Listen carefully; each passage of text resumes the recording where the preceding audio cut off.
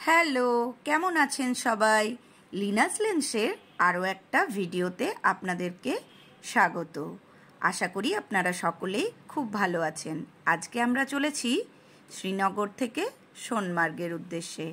আমাদের গাড়ি সকাল সকালই রওনা দিয়ে দিয়েছে।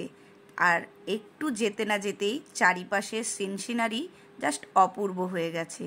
কাল সারা রাত যদিও শ্রীনগরে প্রচুর বৃষ্টি হয়েছিল, কিন্তু এখন সকালে ওয়েদার খুব সুন্দর। আর চারপাশটা দেখে মনে হচ্ছে যেন কেউ কার্পেট বিছিয়ে রেখেছে। আকাশ একদম ঘন নীল।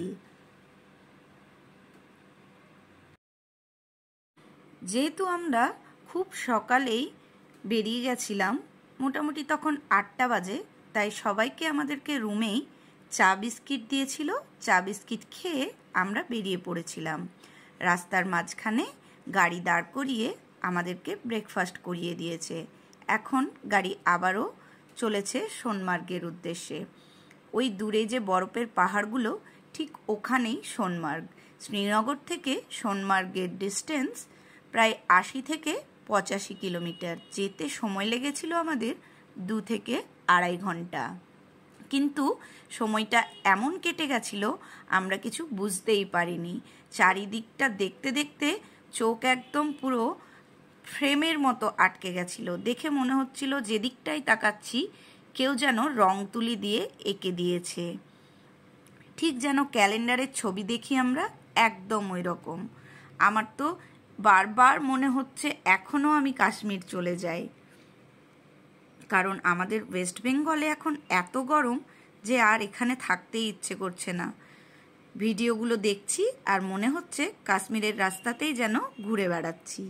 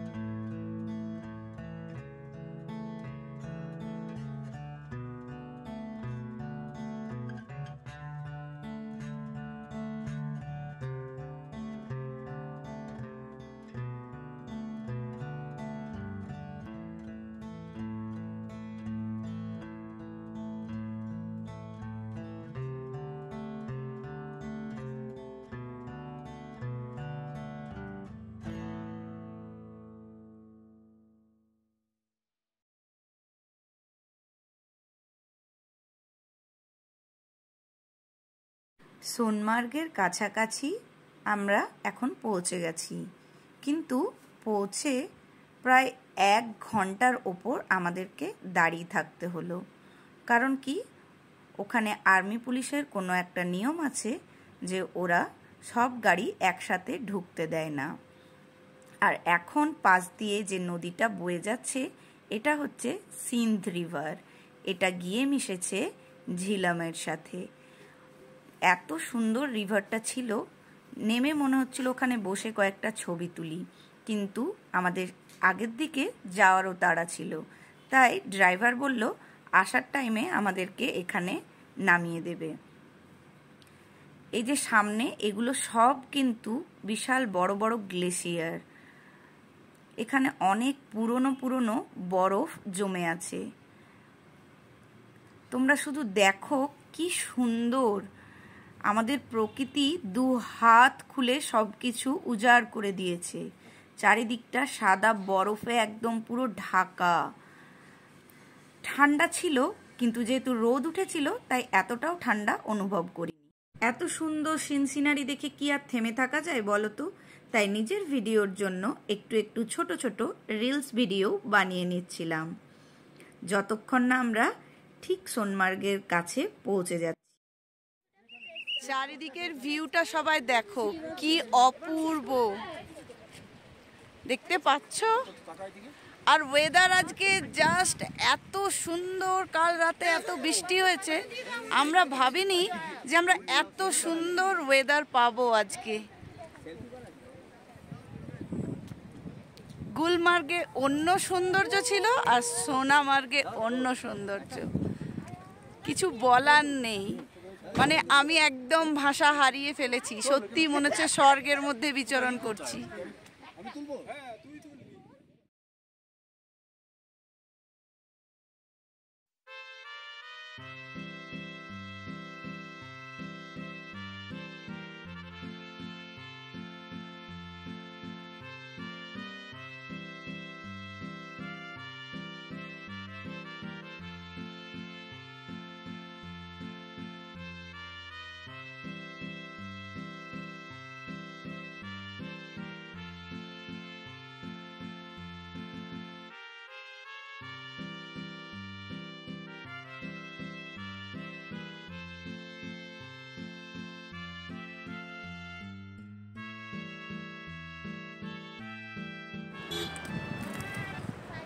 কাশ্মীরে যে প্রচুর স্ক্যাম হয় সেটা হয়তো তোমরা সকলেই শুনেছ, কিন্তু আমাদের সাথে যা হলো, আমরা যখন সোনমার্গে পৌঁছালাম সেখানে আমাদেরকে স্নোবুট নিতে বলা হলো।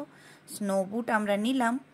তারপর আমাদেরকে বলা হলো যে বিভিন্ন রকমের অ্যাক্টিভিটিস যা আছে সেগুলোও নাকি আমাদেরকে বাধ্যতামূলক করতেই হবে। আর একটা অ্যাক্টিভিটিসের চার্জ আকাশ ছোঁয়া।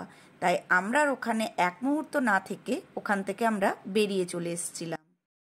এখন সোনমার্গকে টাটা জানিয়ে আমরা সোনমার্গ থেকে বেরিয়ে পড়লাম।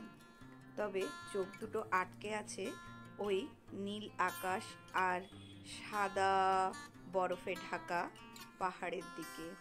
আবার কখনো এখানে আসতে পারবো কিনা জানি না, তাই 2 চোখ ভরে সব কিছু দেখে নিলাম। আর মনের মণিকোঠায় এটাকে জমিয়ে রাখবো সারা জীবনের মতো। দূরে ওই পাহাড়গুলো মনে হচ্ছে যেন এখনো ডাকছে। টাটা সোনমার্গ, আবার নিশ্চয়ই দেখা হবে। সোনমার্গের ভিডিও এখানেই শেষ করছি, কারণ কি ভিডিও আরো অনেক লম্বা হয়ে যাবে বেশি ভিডিও করতে গেলে। তোমরা আশা করছি দেখে বুঝতে পারছো যে এখানের ভিউটা কি রকম আজকে। তোমরা যদি আসতে চাও তো একদম চলে এসো চোখ বন্ধ করে। টাটা সবাইকে, আবার দেখা হবে নেক্সট ব্লগে।